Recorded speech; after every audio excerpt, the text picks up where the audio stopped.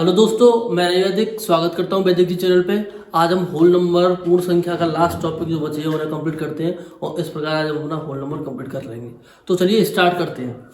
पहले मैं आपको जीरो की प्रॉपर्टीज बताऊंगा। जीरो की क्या क्या प्रॉपर्टीज हैं। जीरो प्रॉपर्टीज, जीरो की विशेषता क्या क्या विशेषता है देखना आप। देखो मैं समझाना चाह रहा हूं आपको। जैसे मैंने एग्जांपल लिया 4 + 0, आंसर आया 4। मैंने दूसरा लिया 8 + 0, आंसर आया 8। तो यहां से हमें एक बात पता चल रही है, अगर किसी भी संख्या में जीरो को मैं जोड़ता हूं या जीरो को मैं घटाता हूं तो हमारे पास उत्तर में वही संख्या आएगी। पहली प्रॉपर्टी क्या कह रही है, अगर मैं किसी संख्या में जीरो को जोड़ता हूं या जीरो को घटाता हूं तो हमारे पास उत्तर में वही संख्या आएगी। ये हुआ पहला पॉइंट। दूसरा है, पहला पॉइंट हो गया ये। और दूसरा पॉइंट देखना, अगर मैंने कहा 4 × 0, उत्तर आएगा 0। मैंने कहा सेकंड कहा मैंने 40 × 0, उत्तर आया 0। ऐसे मैंने तीसरा कहा मान लो 0 × 5, उत्तर आया 0। तो दूसरी प्रॉपर्टी कह रही है, अगर मैं किसी संख्या में जीरो का मल्टीप्लाई करता हूं तो उत्तर आता है 0। पहली प्रॉपर्टी ने क्या कहा, पहली प्रॉपर्टी ने कहा कि अगर मैं किसी संख्या में जीरो को जोड़ता हूं या जीरो को घटाता हूं तो उत्तर आता है वही संख्या, जो हमारे पास संख्या दे रखी है वही उत्तर आता है। लेकिन अगर मैं किसी संख्या में जीरो का मल्टीप्लाई करता हूं, गुणा करता हूं, जीरो का मल्टीप्लाई करता हूं तो उत्तर आता है हमारा 0। अब भाग का भी देखते चलो। तो भाग में दो चीज होती है। पहला मैंने कहा 0 / 5, इसे मैं ऐसे लिखता हूँ 0/5, इसे मैं ऐसे लिखता हूँ 5 0 का ऐसे दे रहा हूँ कुछ, है ना। तो इसका जो उत्तर आएगा इसका भी उत्तर आएगा 0। ये इसी से रिलेटेड करता हूँ कि मैं क्या कह रहा हूं, अगर मैं किसी संख्या का मल्टीप्लाई 0 से करता हूं तो उत्तर 0 आता है। अगर मैं 0 में भाग लगाता हूं 5 का भाग लगाया 0 में तो उत्तर हमेशा 0 आएगा। कहने का मतलब है किसी संख्या का भाग अगर 0 में लगाया जाता है तो उत्तर आता है। अब यहाँ पे एक कंट्रोवर्सी आती है, एक पॉइंट आता है कि सर क्या आपका कहने का मतलब ये है कि मेरे पास मान लो 5 स्टूडेंट हैं। मैंने कहा मेरे पास मान लो 5 स्टूडेंट हैं सर, 5 स्टूडेंट हैं और मैंने आपसे कहा कि 5 स्टूडेंट है, आपको पेंसिल उन्हें बांटनी है, रूल उन्हें बांटनी है। जैसे कहा कि अगर मैंने कहा आपसे कि आपके पास 15 पेंसिल है,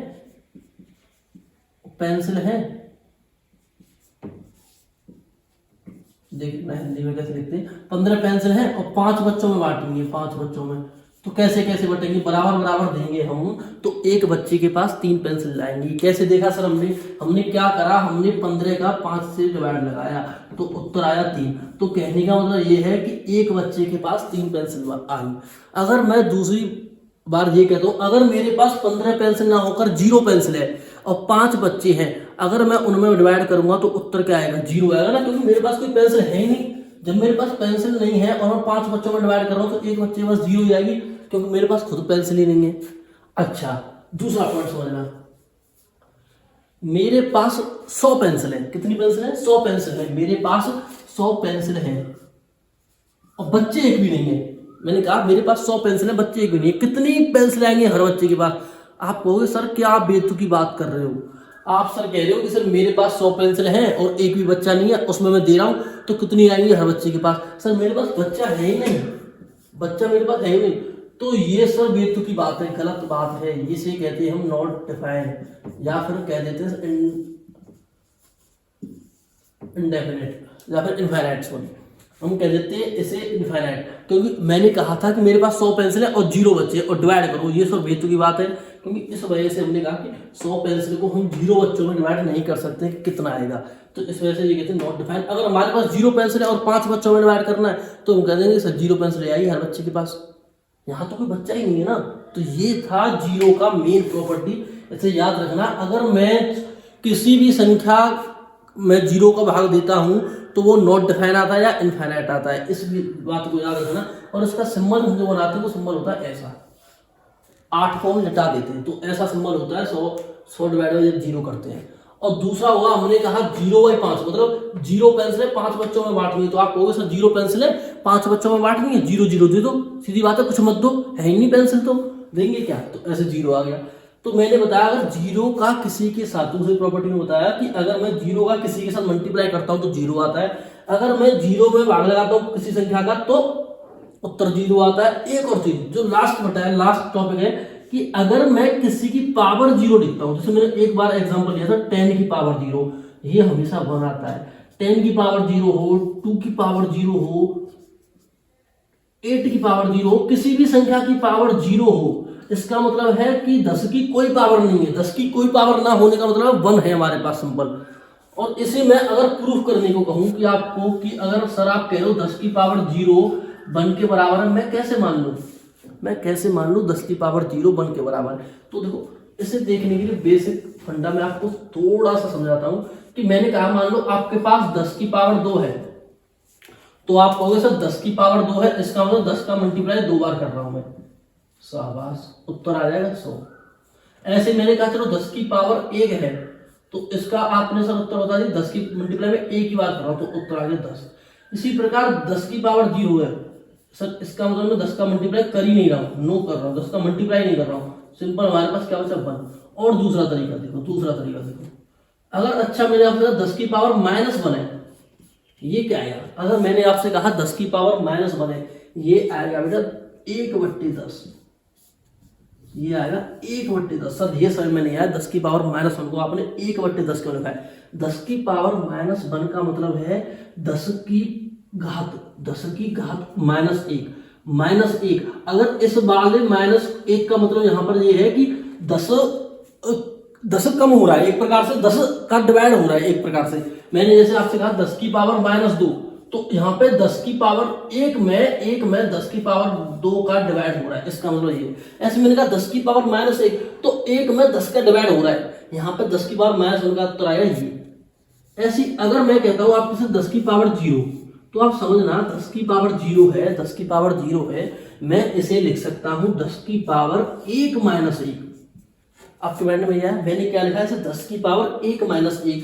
थोड़ा कम समझ में आएगा तो कोई बात नहीं, या फिर आप डायरेक्ट याद कर लेना, पर देखो कैसे हो रहा है 10 की पावर 1 -1। तो इस वाले 10 की पावर 1 को मैंने लिख दिया ऊपर 10 की पावर 1, और इस वाले 10 की पावर -1 को लिख लिया 1/10, 1/10। तो यहाँ से 10 की पावर 1 का मतलब 10 ही होता है, तो इसे मैं सिंपल लिख लूँ तो ये आपस में कट के 1 दे देगा। ये भी मैं तुम्हें दोबारा समझा दूंगा अच्छी तरह से, जब मैं रेशनल संख्या पढ़ाऊंगा तब मैं आपको ये भी अच्छी तरह से समझाऊंगा। पर फिलहाल के लिए आप याद रख लो कि 10 की पावर 0 का मतलब 1, या किसी की पावर 0 हो, किसी भी संख्या की पावर 0 हो तो वो 1 के बराबर होता है। तो ये हमारी 4 प्रॉपर्टी थी। पहली क्या थी कि अगर हम जोड़ें या घटाएं तो सेम संख्या आएगी, मल्टीप्लाई करें भाग करें तो 0 आएगा, और किसी की भी पावर अगर हमारे पास 0 हो तो उसका उत्तर 1 आएगा। तो ये थी हमारी 0 की प्रॉपर्टी, आप इन्हें नोट डाउन कर लेना वीडियो पॉज करके। आगे देखते हैं हम 1 की प्रॉपर्टी। तो चलिए अब हम देखते हैं 1 की क्या क्या प्रॉपर्टीज है। चलिए देखते हैं 1 की प्रॉपर्टी। 1 चलिए देखते हैं 1 की क्या क्या प्रॉपर्टीज हैं। चलिए सबसे पहली प्रॉपर्टीज उसी की तरह सेम, मैंने कहा अगर मेरे पास कोई संख्या है, इसमें मैंने कहा 5, इसमें अगर मैं 1 जोड़ दूं तो क्या हो जाएगा 6। दूसरा, अगर मेरे पास सेम संख्या 5, इसमें से 1 घटा दो तो मेरे पास आ जाएगा 4। तो मैं आपको बताना चाह रहा हूं किसी भी संख्या में अगर 1 जोड़ दूं तो वो उसका सक्सेसर होता है। क्या होता है? सक्सेसर। इसका हिंदी मीनिंग होता है परवर्ती। परवर्ती। अगर उसी प्रकार किसी संख्या से 1 घटा दिया जाता तो वो तो उसका प्रीडिसर, इसे कहते हैं पूर्ववर्ती। तो हमने पहला 2 प्रॉपर्टीज क्या देखी, अगर किसी संख्या में 1 जोड़ दिया जाता है तो उसका होता है परवर्ती, और किसी संख्या से 1 घटा दिया जाता तो वो होता है इसका पूर्ववर्ती। उसी प्रकार इसका तीसरा जो प्रॉपर्टी है वो है किसी संख्या का मैं अगर 1 से मल्टीप्लाई करता हूं, किसी भी संख्या का 1 से मल्टीप्लाई करता हूं तो उत्तर में वही संख्या आएगी। जैसे इसका उत्तर आएगा 5। दूसरा मैंने इसी में एग्जांपल ले रहा हूं, अगर मैंने 15 का मल्टीप्लाई 1 से किया उत्तर 15, सिंपल। अगर मैंने 0 का मल्टीप्लाई 1 से किया उत्तर जो संख्या है वही आएगी जीरो। और यहाँ पे देखो दोनों प्रॉपर्टी हमारी मैच कर रही है। मैंने कहा था अगर मैं जीरो का मल्टीप्लाई किसी संख्या से करता हूँ तो उत्तर जीरो आता है, आ भी रहा है। अगर मैंने दूसरी प्रॉपर्टी कही है किसी भी संख्या का अगर मैं 1 से मल्टीप्लाई करता हूँ तो उत्तर क्या आएगा हमारा, जो दूसरी संख्या वही आएगी। तो यहाँ से देखो किसी भी संख्या का 1 से मल्टीप्लाई किया दूसरी संख्या आ गई, किसी भी संख्या का 1 से मल्टीप्लाई किया दूसरी संख्या आ गई। ऐसी प्रकार में अगर किसी भी संख्या का जैसे भाग लगाता हूं तो उत्तर में वही संख्या आएगी। 1 से भाग लगा रहा हूं किसी संख्या का तो उत्तर में वही संख्या आएगी। सेकंड प्रॉपर्टी, किसी भी संख्या का अगर मैं 1 से भाग लगाता हूं तो उत्तर में वही संख्या आएगी। इन 3-4 प्रॉपर्टी को याद रखना। ये दोनों सक्सेसर और प्रेडिक्शन ये बहुत ही ज्यादा काम आते हैं नंबर सिस्टम में। जो मैंने कहा था कि प्रॉपर्टीज में बता दूंगा 1 की प्रॉपर्टी में, इसलिए मैंने यहाँ पे लिखा है नहीं, क्योंकि आपको प्रॉपर्टी के तहत याद रही कि किसी भी संख्या में 1 जोड़ दे तो सक्सेसर होता है, किसी भी संख्या में 1 घटा दे तो प्रेडिक्शन कहते हैं। इसी को इंग्लिश में कहते, हिंदी में कहते हैं परवर्ती, और इसी को इंग्लिश में कहते हैं, हिंदी में कहते हैं पूर्ववर्ती। तो ऐसे करके ये सारी होगी 1 की प्रॉपर्टी। इसके बाद हम देखेंगे आपका जो लास्ट मिसलेनियस टॉपिक्स बचे हैं इसमें वो, उसके बाद चैप्टर हमारा कंप्लीट। तो चलिए अब करते हैं लास्ट टॉपिक इस चैप्टर के क्या क्या होते हैं। चलो मैं एक चीज सिखाता हूं। मैंने कहा आपसे, जैसे मैंने कहा मेरे पास है 15 और मैं इसका 4 से भाग लगा रहा हूं, 4 की 12, शेष पर बचा 3। तो देखो मैं इसे दूसरे तरीके से कैसे लिख सकता हूं। मैं कैसे लिख सकता हूं, इस 15 को लिख सकता हूं 15 बराबर इन दोनों का मल्टीप्लाई कर दूं, सॉरी इन दोनों का मल्टीप्लाई कर दूं 4 गुणे 3, और इस शेषफल को अगर मैं इसमें ऐड कर दूं तो हमारे पास आ जाएगा 15, क्योंकि देखो 4 3 12 और 3 15। दूसरा एग्जांपल देखते हैं। आप सब 3 से कंफ्यूजन हो गए इस वजह से, तो वो 4 का ही कर दो मैं 14 में, 4 3 12 2 बचा। तो मैंने क्या किया, इन दोनों को गुणा किया और उसमें इस 2 को कर दिया ऐड, तो वो हमारे पास अपने आप 14 दे देगा। पहले तो समझते इन सारे संख्याओं को कहते क्या क्या है। इसे ये 4 जो इंपॉर्टेंट है उन्हें कहते क्या क्या है। देखो इस वाले को कहते हैं भाज्य, इसे कहते हैं भाजक, इसे कहते हैं भागफल, और इसको कहते हैं शेषफल। आपको क्या समझा रहा हूं समझना। इसको कहते हैं भाजक, कहते हैं भाजक और डिवाइजर, इसको कहते हैं भाज्य और इंग्लिश में कहते हैं डिविडेंड, इसको कहते हैं क्वोशिएंट। इस पहले देखेगा क्वोशिएंट है ना, और इसको कहते हैं रिमाइंडर है ना। तो मैं आपको क्या बता रहा हूं कि अगर मेरे पास कोई संख्या है, तो मैं उसके भाजक, भागफल और शेषफल के रूप में लिख सकता हूं। जैसे मैंने यहां लिखी है, मैंने क्या लिखा है, अगर मैं इसी को इनकी भाषा में लिखूं तो मैं लिख सकता हूं भाज्य बराबर भाजक गुणे भागफल प्लस शेषफल। तो मैंने क्या कहा, भाज्य बराबर भाजक गुणे भागफल प्लस शेषफल।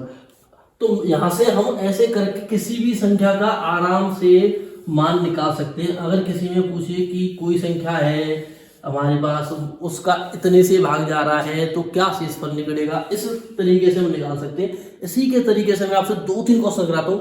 इस प्रकार ये आपका टॉपिक बहुत अच्छी तरह क्लियर हो जाएगा। चलिए देखते हैं 2-3 क्वेश्चन। तो चलिए देखते हैं कुछ इंपॉर्टेंट एग्जाम्पल। पहला एग्जाम्पल मैंने कहा किसी संख्या का, क्या कहा है, किसी संख्या का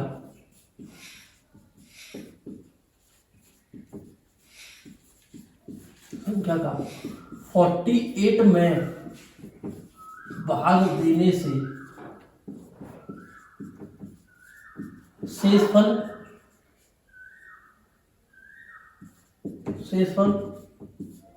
3 व भागफल 3 आ रहा है, तो वह संख्या क्या होगी।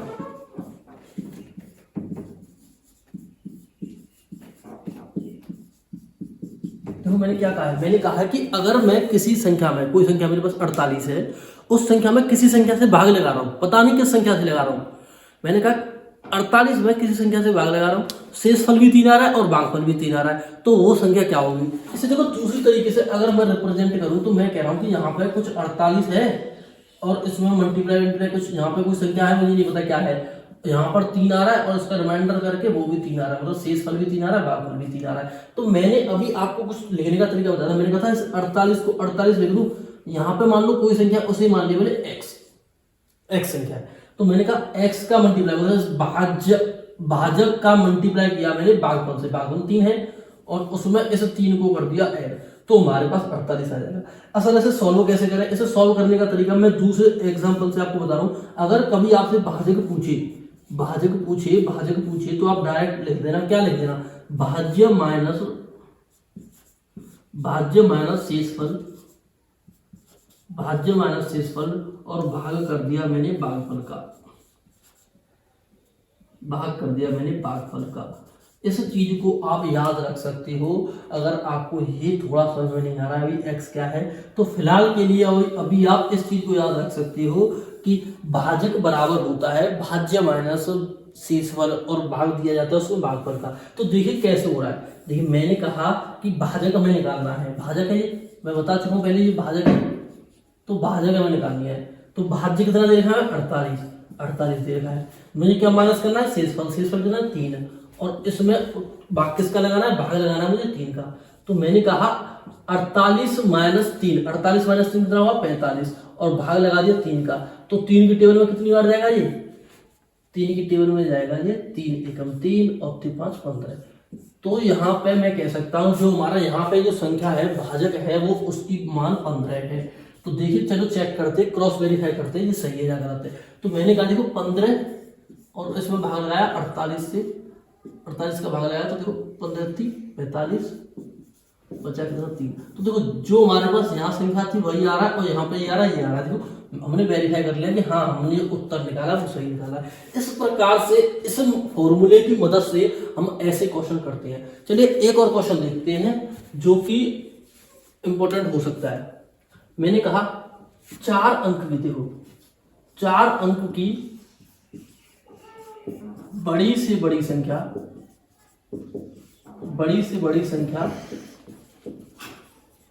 जो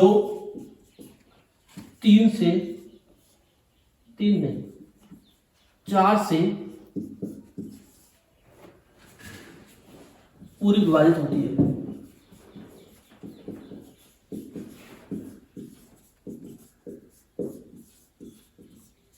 और फिर कह सकते हैं पूरी मतलब पूर्णतः विभाजित होती है। ऐसी हमें 4 अंक की सबसे बड़ी संख्या बतानी है जो 4 से पूरी विभाजित होती है। तो सबसे पहले मुझे इतना पता है, मुझे नहीं पता कौन सी होगी, तो मैंने क्या कहा कि 4 अंक की सबसे बड़ी संख्या लिख देता हूं मैं 9999 और इसमें सर मैं 4 का चुपचाप भाग लगाता हूं बिना कुछ सोचे समझे। इतना मुझे आता है, वही मैं सबसे पहले करता हूं। तो मैंने क्या करा कि 4 का ऐसे भाग लगाया, तो देखो 4 दूनी 8, 1 आया 9 आया। फिर मैंने 4 का भाग लगाया, 4 चौका 16,